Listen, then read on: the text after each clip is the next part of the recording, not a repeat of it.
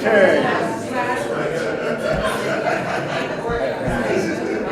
I think we're going to go ahead and try to get started here. I want to thank you all for being here.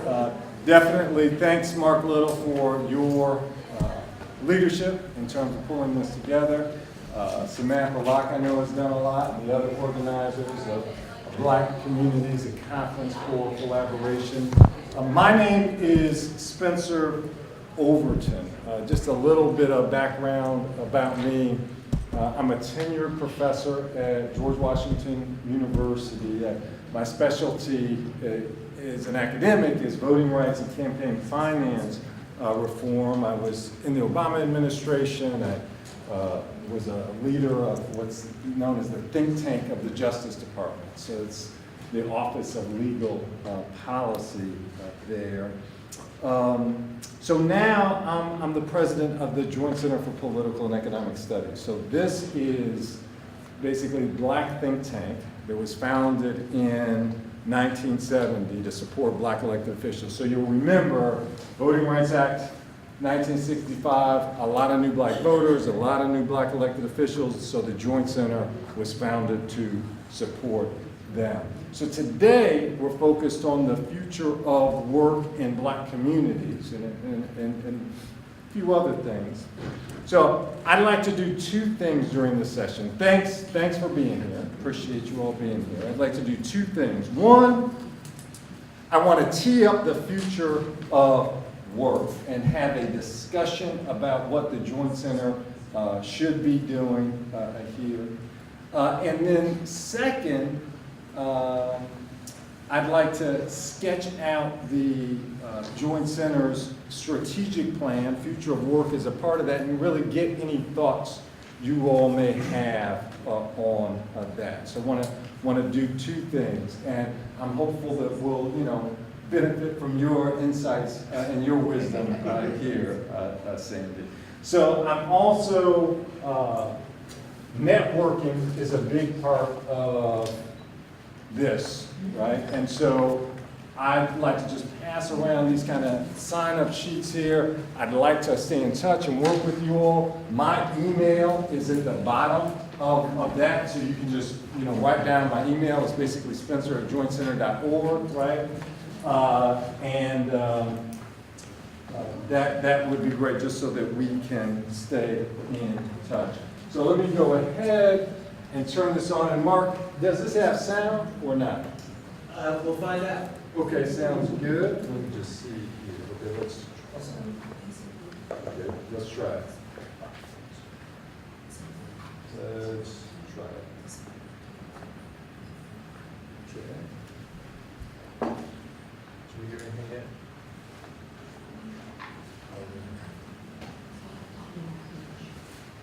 My computer.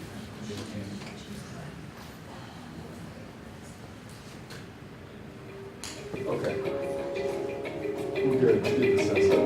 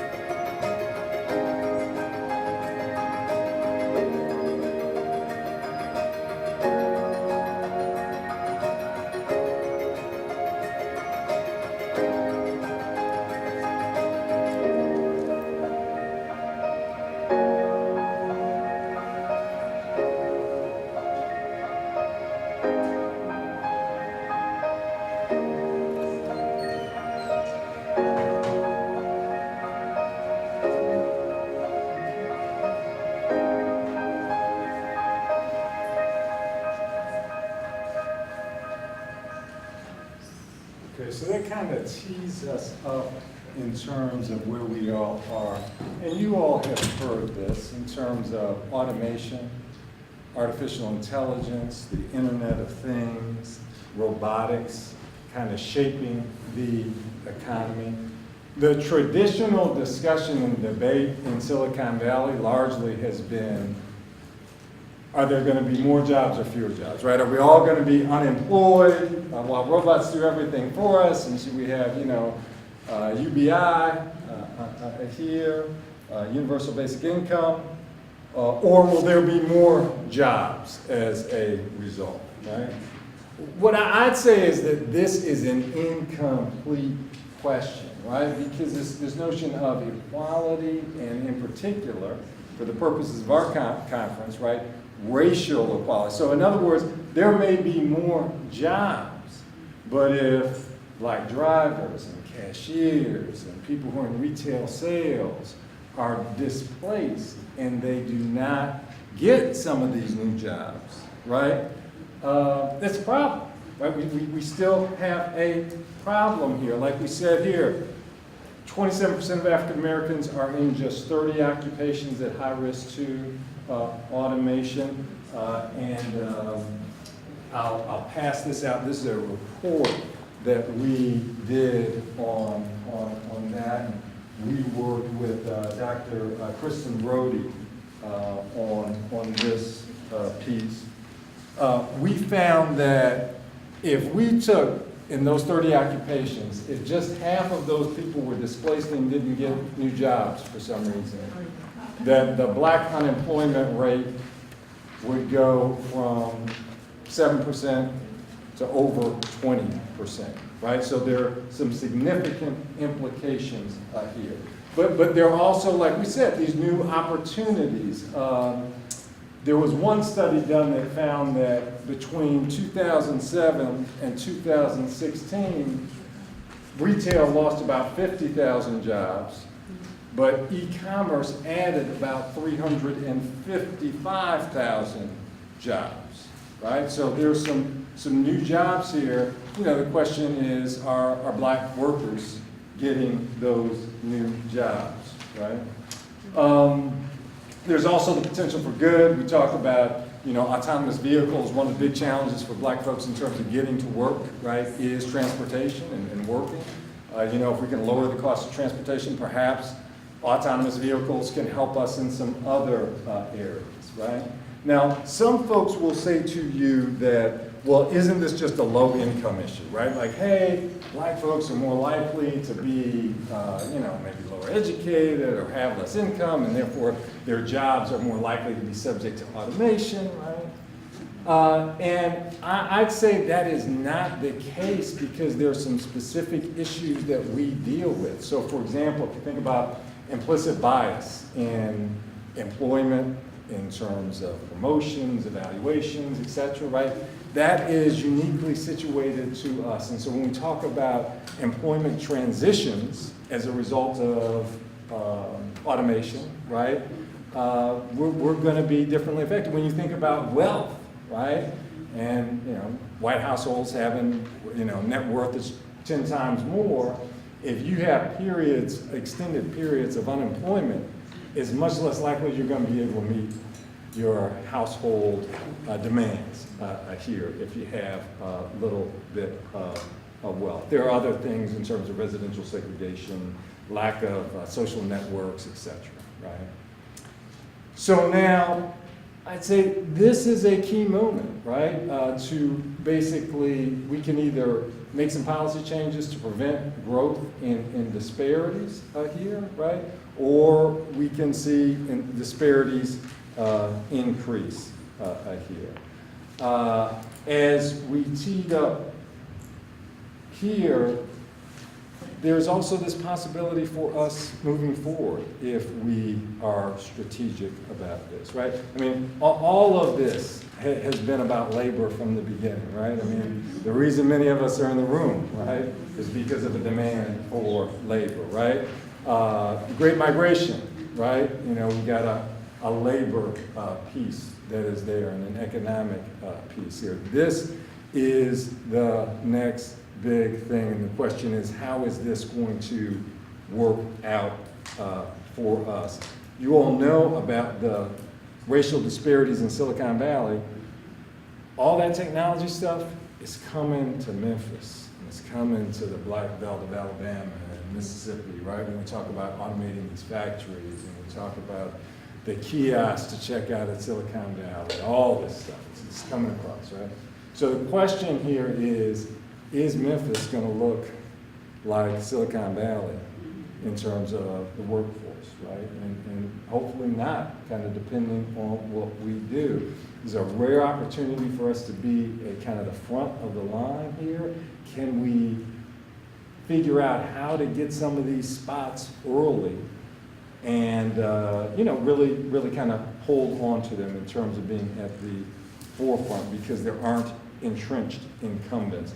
As you saw there, other entities have kind of used economic shifts to leapfrog.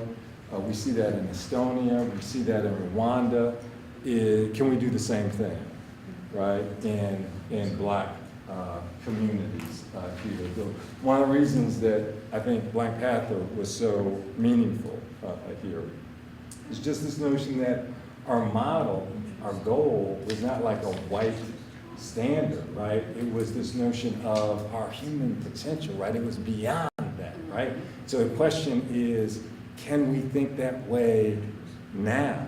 And this isn't just science fiction. You all have seen the movie Hidden Figures, right? And you have some women who basically say, hey, this IBM is coming, right? And they went out and they responded and they learned Fortran, and when the IBM came, they were prepared, they were ready, right, for that IBM. And the other women, you remember, were coming to them asking for a favor and asking for a hookup. So how do we find our Fortran, right? So some basic ways for it, I'll just kind of sketch out what some people have been talking about, and then we'll move to really just discussion, because again, I want to have some discussion here about what our next step should be at the Joint Center, what our next step should be in terms of just Black communities generally in terms of future work. The whole point here is just to kind of tee up this discussion. Right? Some options include focusing on localities, being place-based because of residential segregation, right? If we can focus on places with large Black populations in terms of workforce and skills and creating an ecosystem, that being a path forward here. Policies that are honest and allow for transition, so as opposed to saying, hey, you got to go out and work 50 hours a week and then you got to go to classes for another 30 and then it's going to cost you $20,000 of debt to do that. It's unrealistic, right? How do we have policies that are realistic that help our folks, right? Another piece is, how do we avoid the Booker T. Washington WEB debate, right? This notion of, hey, we all got to be, famous PhDs here, and that's the path to success, and not recognizing that, skills are important, and it's not necessarily an either or piece here, right? That it's both, right? Also, entrepreneurship. We talk about technologies like 3D printing that may allow for repatriation of some jobs. In other words, it may be less expensive with 3D printing to produce here closer to a manufacturer of some parts, as opposed to shipping things from overseas with 3D printing. Or how can we use technology, right, in terms of entrepreneurs? So let me stop. I've teed it up here, and I'm going to just take notes and try to tee up this working group, and at a certain point we will shift, and I'll give you the basic overview of what we're looking at, a strategic plan. Again, future work is a part of that, and I'd love feedback on that. But right now, love any insights, thoughts, next steps on what needs to be done in terms of future work. And influence and economic development of the global Afro woman. Mm-hmm. All that encompasses. There are African Americans in Brazil, for example. That's more than African Americans in the States. I want people to know about where we are and what we're doing. One of the reasons I'm here, however, in order for me to do this, and and I'm quite independent, and I'm beyond, let's say, the work ages, I have moved and shifted into CRMs, customer relations management software. I have shifted into Art Galleria, which is another software out of Australia that helps me with management, my inventory of my art and placing it, and also private rooms for seeing my art online. And also I'm tied into a couple of companies, Shopify, you may have heard of, where I sell the art images on cups and also on clothes, Shop Vita out of India, which puts it on handbags and stuff like that. So I'm trying to figure out how to sleep and make money. All right? So I mean, I think that if you really look at the e-commerce world, that's the conversation that they're having. Mm-hmm. That you have some product out there, you're promoting, branding it, or whatever you're doing with it. And then people come to your site and then they can buy it, and then you just make sure that in some cases the shipper will, the manufacturer automatically will manufacture that piece and then ship it off. And so you just get a little email that says, you just got a sale, girl. You see what I'm saying? So I'm trying to figure out how to master that and how to manage that from the software, workflow, and all that kind of stuff. But you know what? Most of the people I deal with, okay, they're not there.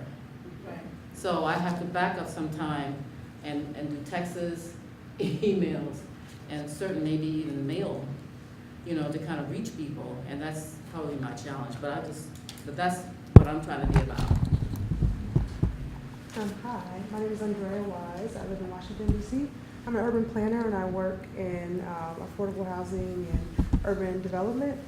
I have a question just in terms of as you and your colleagues are researching, how much interaction or information do you have from people who are already on the inside of knowing what's coming ahead, so folks who are already in Silicon Valley?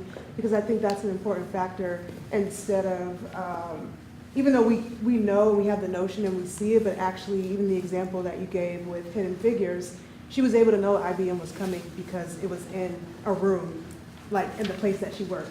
So she had access to that. And so I'm just curious to what is your level of engagement with folks who are already in the tech space where you can gauge what approach would be the best. Like, for example, the focus on localities. I mean, as a planner, I'm like, yes. And certain Black communities, so. Right. So, great point. I agree with you wholeheartedly. I'd love to hire someone in the Bay Area if I had capacity. I'm there probably once a month here. And I agree with you. I don't think this is rocket science, right? Like if you say in Memphis, for example, and you're paying attention to what's happening in Silicon Valley and you understand what's happening next, and you can go in Memphis and kind of implement on a local level because you know that it's coming. Again, this isn't like we've got to recreate the wheel, right? Just being there and having a front row seat in terms of what's coming, and then having a really significant role in the local economy in terms of both jobs and entrepreneurship, I think is key. So I agree with you. We just applied for something called the Partnership on Artificial Intelligence. It's a group of companies and nonprofits that focus on AI. Part of it is so that they'll have a racial equity frame in the room, because this is stuff they don't often talk about, right? But part of it is also just so we have a front row seat in terms of understanding what's going on, and we're able to get other, Black organizations in the room in terms of front row seats. So definitely here. Mark? Just one thing to add on to that, just a suggestion. Do you have any contact with the Black Googlers? Yes, I do. I'm open to any additional insight, but go ahead. Just very specifically, Travis McPhail, who's been deeply involved and was involved. So Google has all these interest groups within Google. One of them are Black Googlers. So they're basically Black folks that work at Google, and they work on projects as a team. The most recent project was working with the museum in DC on helping them think about how to visualize and digitize new information for visitors to the museum, and they do that pro bono. And so I went to grad school at Travis, so I can connect you with him because there could be some good connections there. That would be great. And then just on the initial question, you know, you sort of asked us to think sort of beyond and bigger, and there's a lot of, you know, as Sandy will tell us, there's a lot of things that are structurally make it very difficult to see a promising pathway here. But as I mentioned earlier, by 2050, there's going to be 1 billion people in Africa. Okay, and U.S. companies broadly are not very deeply engaged in the African continent. One area that will be, you know, tremendous growth there is around construction. And as you know, you may know, like in the United States, essentially the way the construction industry is set up, large contracts are owned by a certain number of companies, and they're happy to have small subcontractors that are black and minority firms so they can check their box. But as soon as those firms get a certain size, they don't want them to exist because they're competition. However, again, there's tons of things happening in Africa right now. And so thinking big, a buddy of mine who has a construction company in Chapel Hill, you know, he's thinking about like, maybe I need to go to Uganda, maybe I need to go to Kenya, and start those kinds of connections because there's so many things that are happening. So I would just encourage us to think maybe internationally about this. And Sandy, I don't know your time. Maybe I can sit down for a minute and let you Okay. wax away, and then we'll go back to some discussion. Well, first I want to applaud you because we don't usually have projects that are undertaken by research centers that are on big think issues. And this is a big think issue. I was wondering about the relationship, though, that you mentioned at the beginning between the income level of these jobs and the risk of automation. If I was thinking about this in strictly economistic terms, it would strike me that you would tend to automate the most expensive jobs, right? So we would try to automate the physicians out of existence, et cetera. But apparently that's not the case. And so I think that one part of the story we need to tell is why relatively low-paid occupations are disproportionately targeted. Now, they're not all exclusively low-paid occupations. I was looking at a couple here, accountants and auditors, bookkeeping, and auditing clerks and the like. Those are not necessarily low-paid occupations. But if you look at the full list, for the most part, these are occupations that we list at the lower tier of the job ladder. So that's you know, that's kind of a puzzle to me. Why are those the jobs that are being automated when they are actually the most poorly paid jobs? Right. So the second thing is, I think it's critical to recognize that this may be accidental in some sense. It's not accidental that black folks are disproportionately concentrated in low-paid jobs, but we may have suffered a penalty from the accidental process of those being the first jobs to be extensively automated, so we'd be discharged from those jobs. But I think, you know, the reason we're disproportionately concentrated on jobs is outright because of discrimination. Right. Okay. And so, you know, I was thinking of this amazing study that S. Michael Gaddis did, where he fabricated applications for advertised positions, and he fabricated these applications from students, in quotes, who were at the following pairs of institutions: UMass Amherst and Harvard, UNC at Chapel Hill and Duke, and UC Riverside and Stanford. Now, all three of the public institutions really are high caliber institutions, but they do not have the same cachet as the three private institutions. So he assigned white-sounding names to letters of application from the students from the public institutions, and black-sounding names to the letters of applications to students from the private institutions, and got significantly more callbacks to the letters that had white-sounding names. So you know, it's important to recognize that black folks are confronted with discrimination up and down the credentialing ladder, and so that's maybe at least as big an issue to address as the risk of automation. And being subjected to the risk of automation is not purely a matter of educational attainment. Okay, so that's crucial. I'm curious about the timing. When's the expectation that particular categories of jobs will be heavily automated? Okay, and I think that that's important in terms of our judgment about the dangers of the situation. And then the last thing I'd like to comment on here is the policy issue. I think, you know, you pointed out that there's a tremendous attention being given to the universal basic income, especially in the Silicon Valley community. I'm personally an advocate of a federal job guarantee.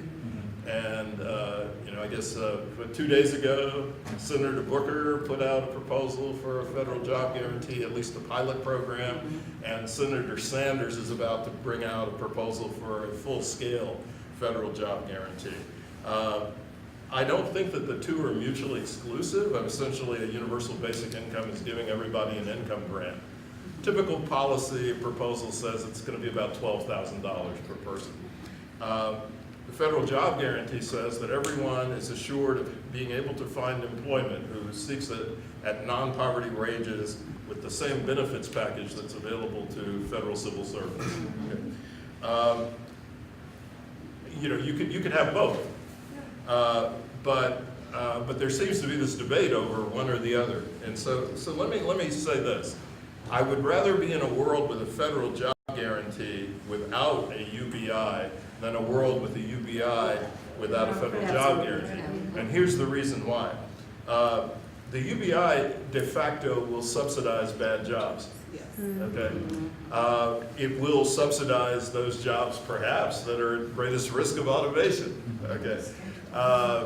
And so as a consequence, unless the UBI amount is sufficient to push people well above the poverty line, you're actually locking in some additional inequalities into society. So the advantage of the federal job guarantee, I think, is that it pressures the private sector to improve the quality of jobs that it offers, or not offer them at all. And if they don't offer them at all, then people can take the public sector job.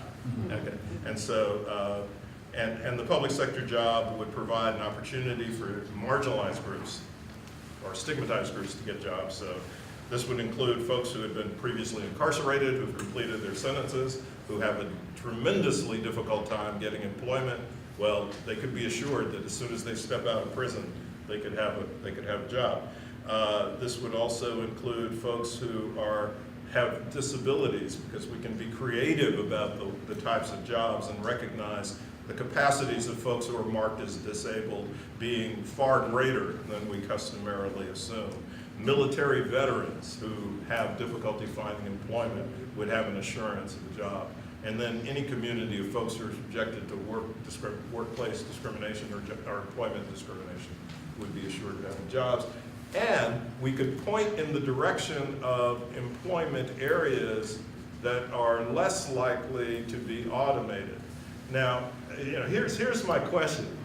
Do we want human care work to be automated? Okay, I don't know. I mean, you know, it can be, but is that desirable? Do we want the creative arts to be automated? Well, there's a balance. Yeah. Okay. But What happens is that, you know, what I want to do, artists. what I want to do is distinguish between our capacity to automate and the desirability of automation in all lines of work. And I think that's something that we really have to think about very carefully. Any thoughts on the local level? Right now, I don't know what's happening on the federal level. I'm going back to DC tomorrow, so maybe everything will change. One day. Any thoughts about solutions that, you know, Karen Freeman Wilson in Gary, Indiana can implement to deal with some of these issues? So the Booker proposal is less ambitious than the Sanders proposal, but essentially what it says is the federal government will provide grants to municipalities and localities to set up programs where they would guarantee every citizen in their residential orbit a job. And so, you know, I think it's one of the Bay Area cities, it might be Oakland, where there's some discussion about implementing a UBI. Well, Stockton has. a Stockton, test California, right okay. now. So, I mean, similarly, one could try to implement a job guarantee at the Right. municipal, local level, but that would require federal funding or philanthropic funding, because those programs would be very expensive for individual municipalities to run. Right. Valerie Ann Johnson, I've been at college.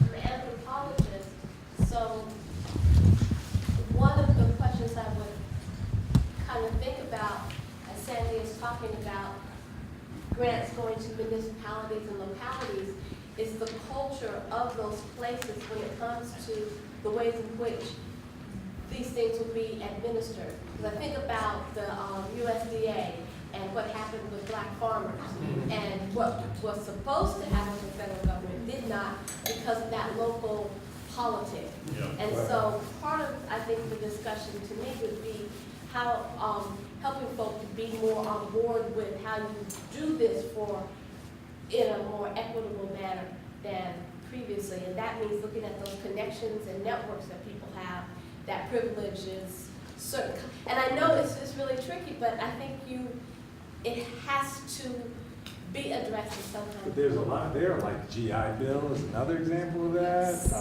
You know, if you think about, you know, so many government programs that have actually increased disparities with regard to some folks. So, and then the block grant issue is huge, right? In terms of these giving, you know, money to states, and it never hits the, you know, local black community. So this is because of the decentralized nature of the administration of the programs. Right. Now, the Booker proposal is one in which municipalities would compete to have the opportunity to run pilot projects.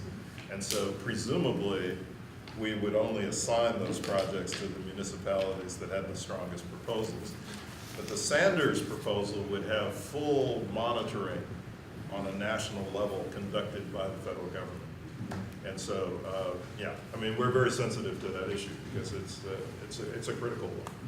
Did you have? Oh, yeah. So I kind of wanted to speak to accountability at the locality arena. And could you identify? Oh, I'm sorry. I'm Imani Price. I'm from DC. Work in planning and preservation and such. But what I notice is that when it comes to development and the initiatives that I believe the city provides on these developers, a lot of times there are not enough accountability. And so we have these large mandates coming down from federal government. Then it gets to the localities, and then it kind of disperses among several different agencies who have to come together and create what the larger scale was. And when it gets down to that small individual person, they're not really held accountable to what those communities are actually looking to do. And so having more, once it gets down to that local level, and having someone or a community in the seat or at the table with them for these programs, I think would help a lot with that, the disparity between what the larger concept is versus when it actually gets down to the local level. And then I wanted to talk about, there was a large initiative for Amazon to come into these different cities, and everyone put proposals from all sorts of everywhere around the country, and all the mayors were up to try to grab Amazon at their headquarters. And the local communities were kind of like, okay, well, if we get that, this is what we want, or this is what we want. And so you kind of, as soon as it quiets down, you don't hear that conversation anymore. You know, they focus again on another developer or another issue. There's no one to really pick up that battle once they do discover that we're going to set Amazon here, or we're going to get here. Who is going to take up that mantra? This is what we said we wanted in the beginning. This is 2 years later. We need you guys to fulfill what you said that you were going to do. So just having a continuous voice along the lines. Well, that's another reason for a job guarantee, a federal job guarantee, because you would eliminate the arms race between local communities driving down the taxes that they require of industries to come and locate there. Yep. So Frederick Murphy, founder of History Before Us, and for the past year and a half, I've been filming a documentary going all throughout the South. And the Black Belt is an area in which I was heavily traveled. And when I go to places like Selma and all these other places, I used to live in Memphis, so I'm very familiar with Memphis, and I understand that it's pretty much been stagnant ever since Dr. Martin Luther King passed. With regards to 800 people moved to the city last year. 800, only 800 people, right? For the whole year. But when I go to the Black Belt and I talk with individuals that I was interviewing, specifically in Selma, there's so much opportunity that's there. You know, there's so many buildings that are empty. There's so much land that is there ready to be cultivated in so many different ways. So obviously we had a mass exodus out of the South to various different places, from the West Coast to the East, you know, to the Midwest, et cetera, to develop this new life for ourselves, to earn money and provide a better opportunity for our family. But one of the things that I've been grappling with is, when do we come back home? We have individuals from New York, we have people from DC, and I think sometimes we feel like when we get to these specific places that we've made it, quote unquote, right, from a societal standpoint. But what I'm seeing now is that more Caucasians are coming south and taking advantage from an economic standpoint, the cost of living, and they're building on our land, right, quote unquote, if you want to call it that.